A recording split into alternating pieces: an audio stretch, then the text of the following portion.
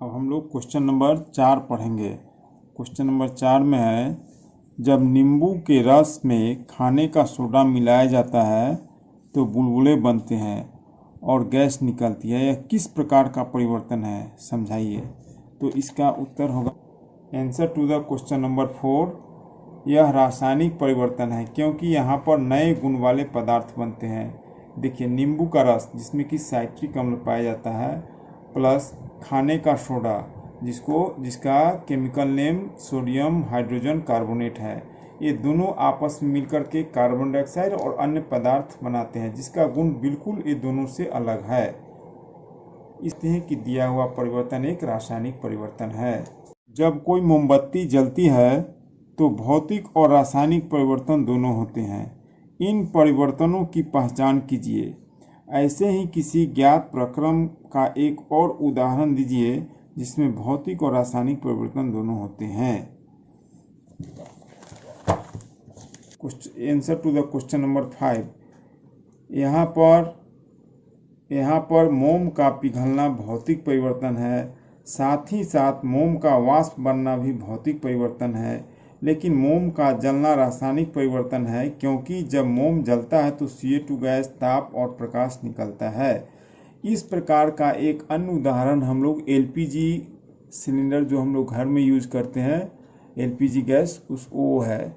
क्योंकि जब LPG cylinder में रहता है तो वह लिक्विड स्टेट में रहता है, लेकिन जैसे वह बाहर आता है तो वह गैसीय स्टेट में बदल जाता है। तो यह गैसियस लिक्विड से गैस में बदलना तो एक भौतिक परिवर्तन है, लेकिन जब वह जलता है तो उससे कार्बन डाइऑक्साइड, ताप और हीट निकलता है, जो एक रासायनिक परिवर्तन है। क्वेश्चन नंबर 6, आप यह कैसे दिखाएंगे कि दही का जमना एक रासायनिक परिवर्तन है। दही का जमना एक रासायनिक परिवर्तन है, क्योंकि जब दही एक बार जम जाता है तो उसे पुनः उत्क्रमण नहीं किया जा सकता है, यानी पुनः दही से दूध नहीं बनाया जा सकता है। दूसरी बात, जब दही जमता है तो पूर्णतः बदल जाता उसका गुण पूर्णतः बदल जाता है, उसका रंग, गंध, स्वाद आदि सब कुछ बदल जाता है। इसलिए हम कह सकते हैं कि दही का जमना एक रासायनिक परिवर्तन है। क्वेश्चन नंबर 7, समझाइए कि लकड़ी के जलने और उसे छोटे टुकड़ों में काटने को दो भिन्न प्रकार के परिवर्तन क्यों माना जाता है। Answer to the question number 7, लकड़ी का जलना एक रासायनिक परिवर्तन है, क्योंकि जलने के बाद नए गुण वाले पदार्थ जैसे राख बनते हैं, जिनका उत्क्रमण नहीं किया जा सकता। राख से हम फिर लकड़ी नहीं बना सकते हैं, उसको वापस लकड़ी वाला अवस्था में नहीं ले जा सकते हैं।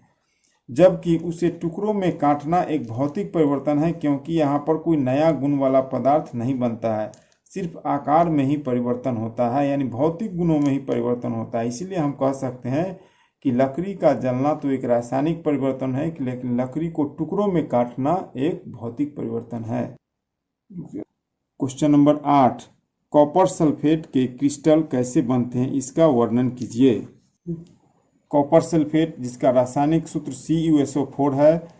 कॉपर सल्फेट का क्रिस्टल प्राप्त करने की विधि, बीकर में लगभग 1 कप जल लिया जाता है और उसे तनु सल्फ्यूरिक अम्ल की कुछ बूंदें मिलाया जाता है।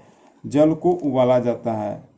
उबले हुए जल में CuSO4 यानी कॉपर सल्फेट का चूर्ण तब तक मिलाया जाता है जब तक CuSO4 घुलना बंद न हो जाए, यानी वह संतृप्त घोल न बन जाए। इस विलयन को फिल्टर पेपर की सहायता से छान लिया जाता है।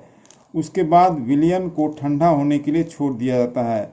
बिना किसी हिलडुल के कुछ समय के बाद कॉपर सल्फेट यानी CuSO4 का क्रिस्टल प्राप्त हो जाता है। इस प्रकार, और ये चित्र दिखा देना, ये बीकर है, इसी बीकर में देखिए कॉपर सल्फेट का क्रिस्टल बन जाता है। क्वेश्चन नंबर 9, समझाइए कि लोहे के गेट को पेंट करने से उसका जंग लगने से बचाव किस कारण से होता है। जब लोहे के गेट को पेंट कर दिया जाता है तो जंग नहीं लगता है, क्योंकि लोहे का ऑक्सीजन एवं जल दोनों से संपर्क टूट जाता है। यानी लोहे का जो ऊपरी परत होता है उस पर पेंट कर देने से उसको ढक लेता है और ऑक्सीजन और जलवाष्प या जल से उसका संपर्क टूट जाता है।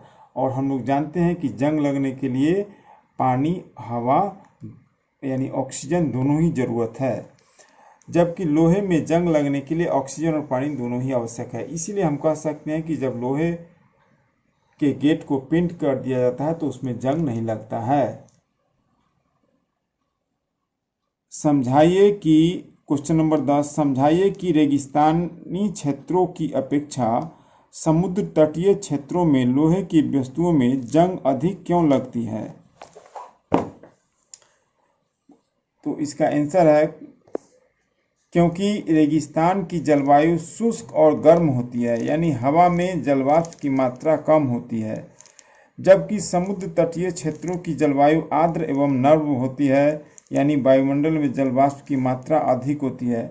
और हम लोग जानते हैं कि जंग लगने के लिए ऑक्सीजन के साथ साथ जल का भी आवश्यकता होती है। यही कारण है कि रेगिस्तानी क्षेत्रों की अपेक्षा समुद्र तटीय क्षेत्र में लोहे की वस्तुओं पर जंग अधिक लगती है। क्वेश्चन नंबर 11, हम रसोई में जिस गैस का उपयोग करते हैं वह द्रवित पेट्रोलियम गैस है, यानी एलपीजी है। एलपीजी द्रवित पेट्रोलियम गैस कहलाती है। सिलेंडर में एलपीजी द्रव के रूप में होती है। सिलेंडर से बाहर आते ही यह गैस में परिवर्तित हो जाती है। परिवर्तन ए, फिर यही गैस जलती है। परिवर्तन बी, निम्नलिखित कथन इन परिवर्तनों से संबंधित है, सही कथन का चयन कीजिए। क, प्रक्रम ए एक रासायनिक परिवर्तन है। प्रक्रम ए एक रासायनिक परिवर्तन है, यानी ये वाला सिलेंडर से बाहर आते ही गैस में परिवर्तन हो जाता है, माने वह लिक्विड से गैस में जाता है। तो क नंबर, द्रव एलपीजी का गैस में परिवर्तित होना भौतिक परिवर्तन है, यह रासायनिक परिवर्तन नहीं है, क्योंकि यहाँ पर नए गुण वाले पदार्थ नहीं बनते हैं, सिर्फ अवस्था में परिवर्तन होता है। ख नंबर, प्रक्रम बी एक रासायनिक परिवर्तन है। ख नंबर, एलपीजी का जलना एक रासायनिक परिवर्तन है, क्योंकि यहाँ पर नए गुण वाले पदार्थ बनते हैं, कार्बन डाइऑक्साइड गैस या CO2, ताप, प्रकाश आदि निकलते हैं। ग नंबर, प्रक्रम ए और प्रक्रम बी दोनों ही रासायनिक परिवर्तन है। प्रक्रम ए भौतिक परिवर्तन है, लेकिन प्रक्रम बी एक रासायनिक परिवर्तन है।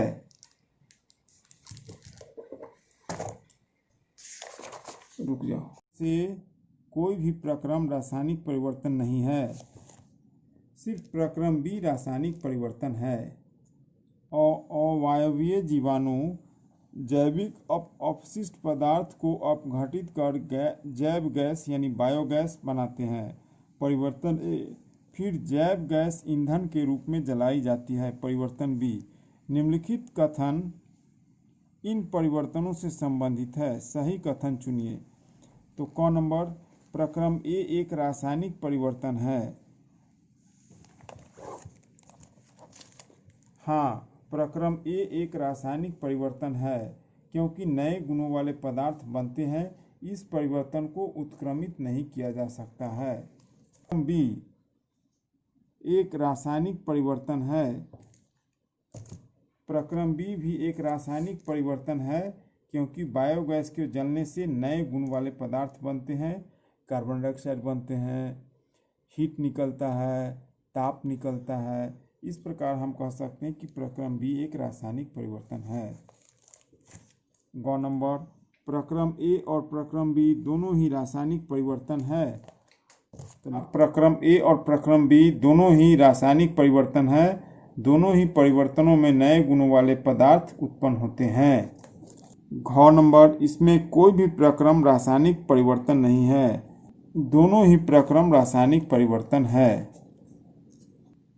अभी हम लोग जो पाठ पढ़े वो तो पाठ हम लोग पूरा पढ़ लिए, क्वेश्चन आंसर भी कर लिया। अब इस पाठ से संबंधित कुछ मुख्य बातें को हम लोग रिवीजन कर लेते हैं। तो पॉइंट नंबर 1,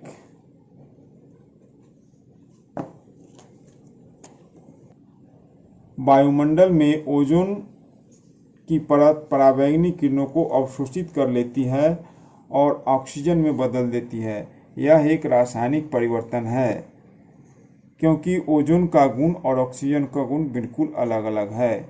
तो ये एक रासायनिक परिवर्तन का उदाहरण है। दूसरा नंबर पॉइंट हम लोग पढ़ते हैं। जंग या जिसको इंग्लिश में रस्ट कहते हैं का रासायनिक नाम आयरन ऑक्साइड है और इसका रासायनिक सूत्र Fe2O3 है। जल का रासायनिक सूत्र H2O है। ऑक्सीजन का संकेत O है। मैग्नीशियम का संकेत Mg है।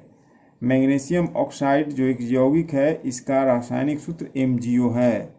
मैग्नीशियम हाइड्रोक्साइड का रासायनिक सूत्र Mg(OH2) है। कॉपर सल्फेट का रासायनिक सूत्र CuSO4 है। कॉपर सल्फेट को हम लोग नीला थोथा भी कहते हैं। लोहा का संकेत Fe है। कॉपर का संकेत Cu है। आयरन सल्फेट का रासायनिक सूत्र FeSO4 है। कार्बन डाइऑक्साइड का रासायनिक सूत्र CO2 है। सिरका का रासायनिक नाम एसिटिक अम्ल भी है। खाने का सोडा का रासायनिक नाम सोडियम कार्बोनेट है, इसको बेकिंग सोडा भी कहते हैं। चूने का पानी का रासायनिक सूत्र CaOH2 है। कैल्शियम कार्बोनेट का रासायनिक सूत्र CaCO3 है। कैल्शियम कार्बोनेट को हम लोग हिंदी में संगमरमर भी बोलते हैं। प्रकाश संश्लेषण एक रासायनिक परिवर्तन है। पाचन भी एक रासायनिक परिवर्तन है। यशद लेपन, इसको हम लोग अंग्रेजी में गैल्वेनाइजेशन भी बोलते हैं।